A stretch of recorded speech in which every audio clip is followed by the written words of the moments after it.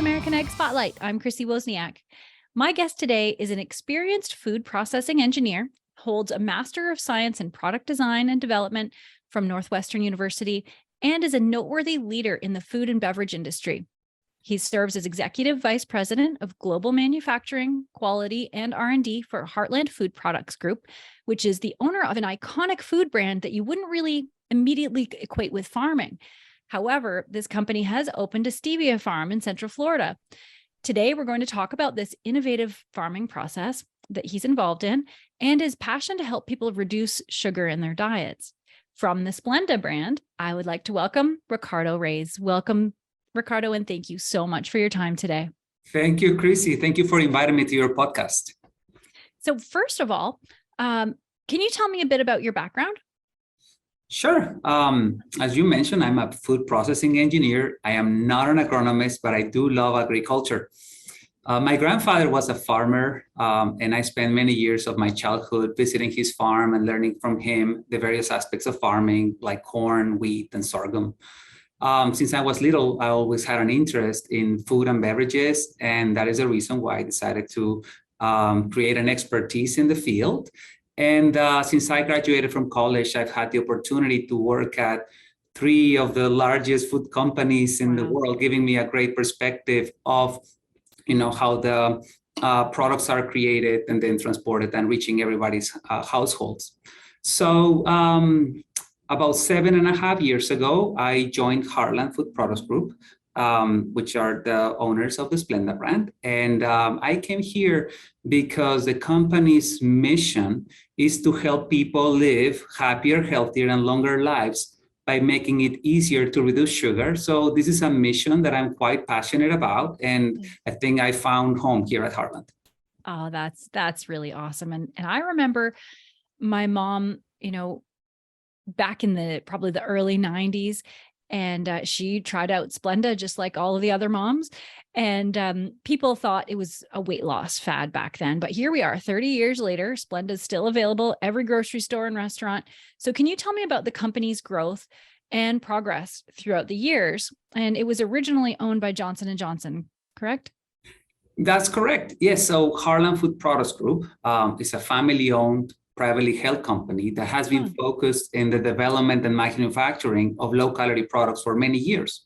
But in 2015, yes, we made the acquisition of Splenda, the #1 sweetener brand recommended by doctors and dietitians, and decided to take on the big brand and transform it in a way where Splenda is no longer a product or a packet that people may relate us to. Splenda is really a brand that can bring great taste, low-calorie products for our consumers who want to reduce sugar from their diets. Yeah, that makes sense. And today, especially with a lot of the popularity of low carb, low sugar diets, this is perfect. And obviously, this is why Heartland was so interested in it. Correct?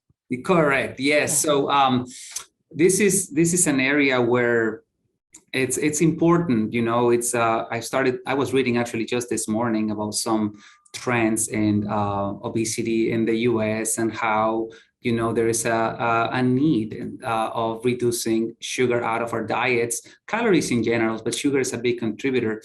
So I really applaud our company's desire to expand the product portfolio. So just like you see Splenda Yellow, we see other, I call them flavors that we have on the market, such as stevia and monk fruit and allulose, other things that you'll find in the market for us. So we decided to take it yet another notch and say, okay, how do we guarantee the best possible products to be in the market? And vertical integration made sense for us. So we decided to embark on a journey and be farmers and then take our products from farm to table. Amazing. So, so what led to stevia? Was this just a natural progression? Well, stevia, it's a product that has been, sold in many different countries, and it was adopted by the US market several years ago. It is a product that is a natural, it belongs basically to the natural category. People know and can relate to a little leaf, and can relate to a plant and say, okay, This is the type of products that consumer is seeking for. And for us, stevia is a, something that is the beginning, of a change in consumer behaviors.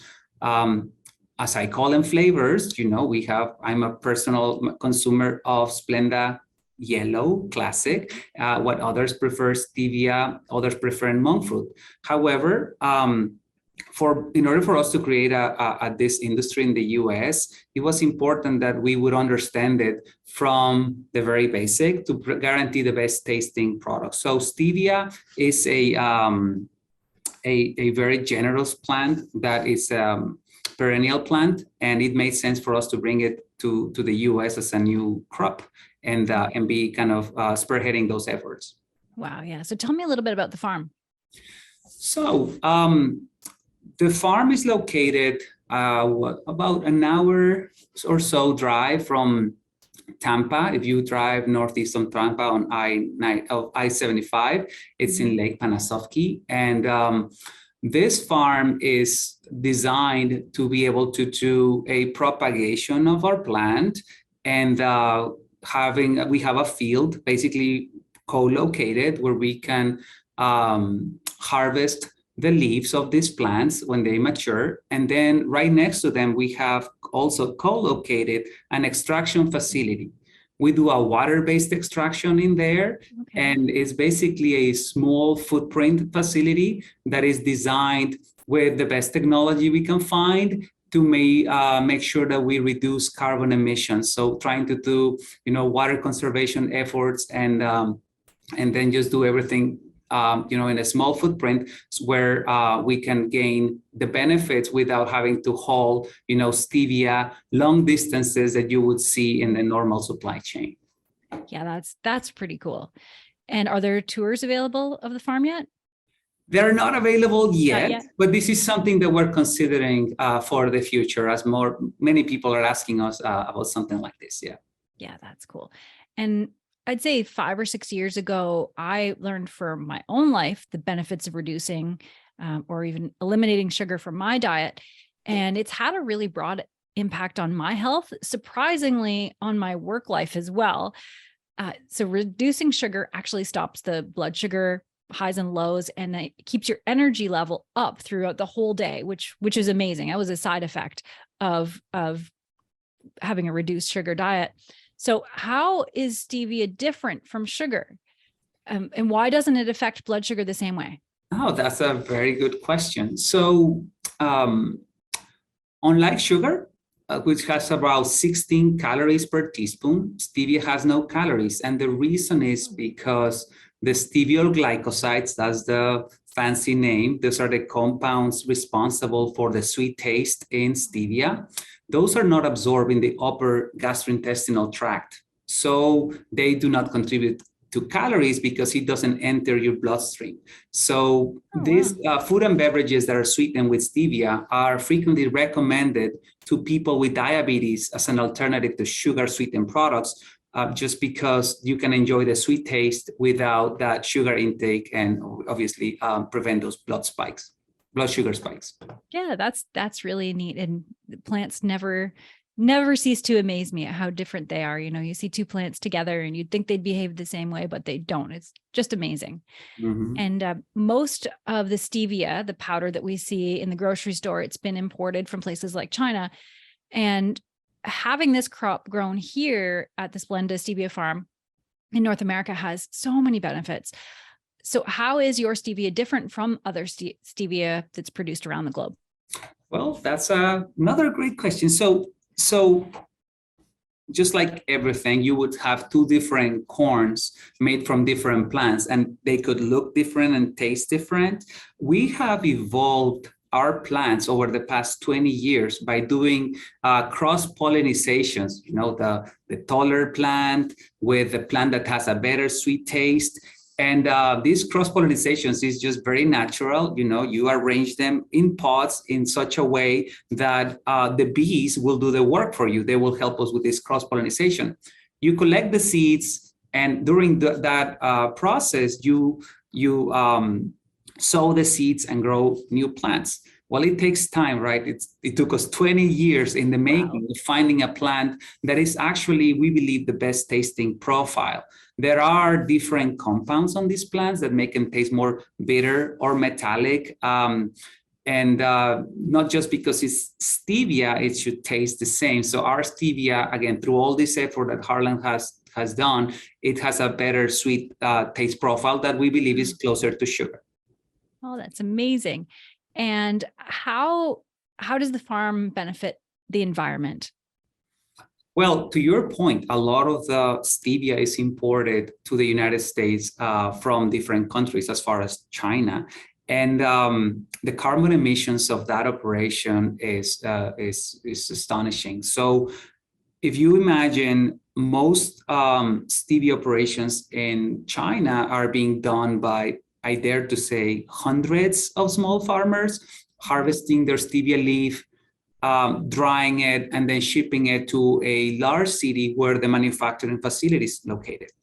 So while you're hauling all this stevia in so many different pickup trucks and trucks getting those bales of dry stevia leaf to the farm, everything is co-located, and then they have to produce this, steep the stevia, make the extracts. But the environmental impact of so much leaf, I mean, it's just, these are humongous volume of spent leaf that they have to deal with, which is basically it's a problem from them. But then once you make those extracts, they ship it around the world, in this case, coming all the way to the United States. Once the stevia gets to the United States, a lot of it is going to contract manufacturers that will make the product for certain brands. We are vertically integrated. So by doing so, we guarantee that we grow, we create our own extracts, and we do everything just right in the US, which we are very proud. That's Splenda is the only brand made in America. So we want to continue those efforts. And by doing so, we are looking at ways of how to have a full circle, of energy within our facility and reduce carbon emissions almost to net zero. So having the ability of having the spent leaf co-located where the field is, we can bring some of those nutrients back to our field. And then we're doing some testing as well to see what else we can do with the spent leaf. There's high potential that we can do like use it for animal feed, which is developing, and really trying to find a full circle there. Yeah, that's amazing. And obviously really smart. Very cool. And what about the local economy? I'm sure that this is having a big impact as well. Well, yes, we're helping America build a new agriculture industry and farming jobs and prosperity to Central Florida for a moment. So we're very happy that the neighbors in the vicinity where we are located, they've shown tremendous interest in what we're doing, and we have applicants already. We're not at full scale to where we're going to be, but we have a line of people already wanting to come and join this effort. Right. So why did you choose Florida for the farm? Like is that the optimal growing zone, or is it, the best place to have the company? Like what were the deciding factors there? Okay. So when this project started, we did a lot of testing in Brazil, and the climate conditions, the soil conditions of stevia, the stevia plant itself thrived under those conditions. And we believe that the region of Florida where we landed best mimics those conditions. So we had a higher chance of success. There's still a lot of research being done on stevia as a plant, and the hardiness of it and how it can, behave in different conditions, that for right now, we feel really safe that we found the right spot for it. But obviously we will continue exploring other states and where this plant can be propagated and grown. Yeah, that's cool. And how is the plant propagated? Is it do you take cuttings from the mother plants? Or are you growing it from seed? Yeah, so right now we do it through cuttings. The reason of that, and many of your audience are better, can speak better to this than I can, but the reason is it took us so long to find the best genetics, those plants, that were the sweetest, better taste profile plants, that in order for us to assure that we have continuation of those plants is to create a cutting where the DNA, all the characteristics of the plant are preserved from plant to plant. So we do have greenhouses and nurseries on site where we do the propagation ourselves, and then go straight to the field. Oh, so you have the greenhouses on site as well? On site, yeah. Amazing. So we have greenhouses, and that's where we have like a workers pavilion where people can come in and help, establishing all this new babies we call into a field, and starting from the mother plant, everything on site. Right. Yeah. And how, just out of curiosity, how does the greenhouse handle the Florida heat in the summer? Well, part of the propagation method is you don't want the stevia cutting from dehydrating. So by using misters and maintaining certain moisture in the environment, it helps also cool down, the plants. So it's not just for hydration, but it helps them cool down. And obviously we want to make sure that they're not in direct sun conditions. And as the plant grow or the seedling grows, we want to maintain and tune in the amount of sunlight that it gets as it's getting started and harder before it goes to the field. Right. Yeah. Yeah. And then it's planted directly into the field after that. Correct. Yes. Yeah. Amazing. And what about crop inputs? Is it a really hungry plant? What does it need to be, for this healthy, abundant yield? Well, it starts with the right genetics, of course, but once we have the plant, we want the proper, soil nutrients, sun, and the right amount of water. We have to be careful with water because the plant is sensitive to it. If you don't irrigate it enough, it gets stressed, just like everything else. If you overwater, it's another problem. So we bring technology to our field to make sure that we only irrigate whenever the moisture of the soil reaches a certain level. So it's something that we have it I think dialed in. It also helps that in the beautiful state of Florida, it rains almost daily during the summertime. So it's also part of the conditions that our plant is thriving in. Yeah, it thrives in the same conditions I like, an hour of rain a day. Exactly. And then sunshine the rest of the time. Exactly.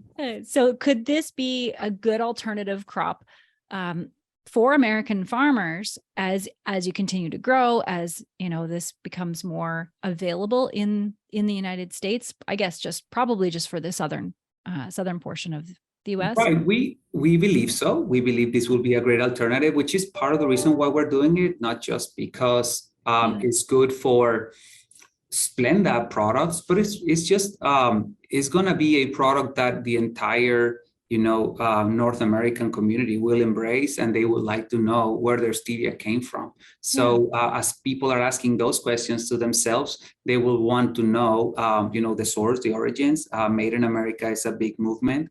And our government has plenty of campaigns right now brewing, I would say, to help consumers reduce sugar from their daily intake. So as those trends change and people are more conscious about their nutrition they're getting, I think they will be inclined to substitute to a certain extent sugar for stevia in this case, or Splenda if that's what the consumer wants. But yes.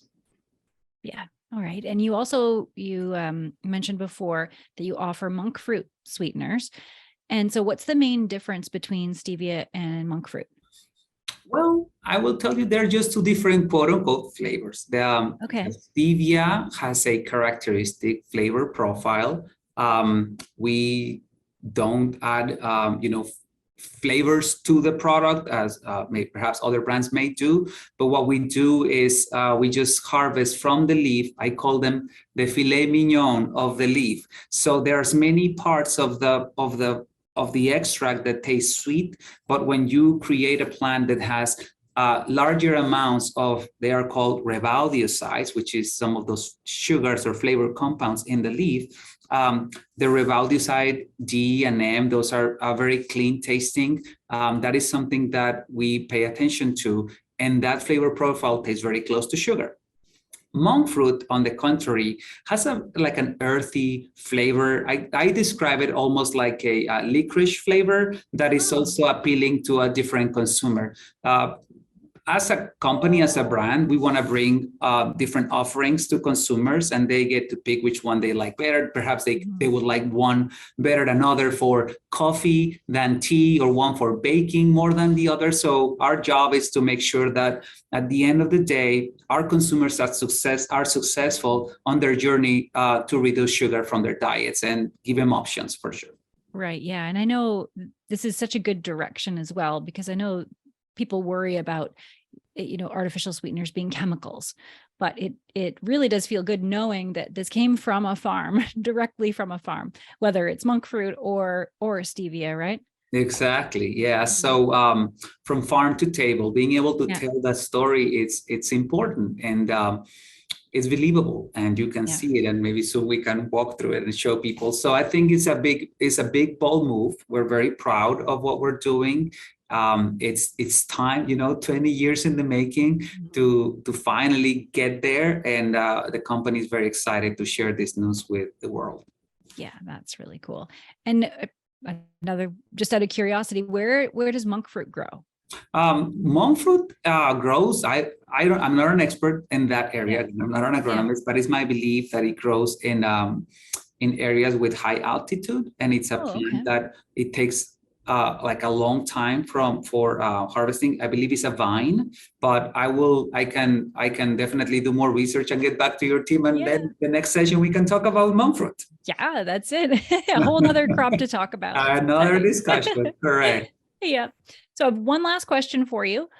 Why do you serve the food industry? Your whole history is in the food industry. What's your greatest passion in all of it? I would say my greatest passion is nutrition. I want to make sure that people, just like Heartland, they get to live and enjoy life. My parents, are growing up, and I see them aging, and with the years that come, and I see them enjoying life, and I want everyone to have that satisfaction of knowing that they do have plenty of years to live because they've took care of themselves and they took care of their nutrition. It's important. It's a very important part of who we are. And you were mentioning earlier, it even changes your mood, right? Sometimes when you eat something that it just feels heavy, you don't feel as energetic. So my passion, again, started when I was little, and trying to read the labels of the products and how they are made, and what are the ingredients on them. And then if I didn't understand them, at the time there was no Google, so I would grab a dictionary and try to find more about those ingredients. But it was always fascinating to see how we can feed, the entire world, and how ingredients and packaging materials, in this case, they get combined and provide, nutritious options for the markets. Amazing. And where can people find out more about the Splenda Stevia farm? And is it available in grocery stores across the country? Yes. So Splenda Stevia is available all around the country, and our farm is active. You can learn more about it at www.splenda.com/stevia farms.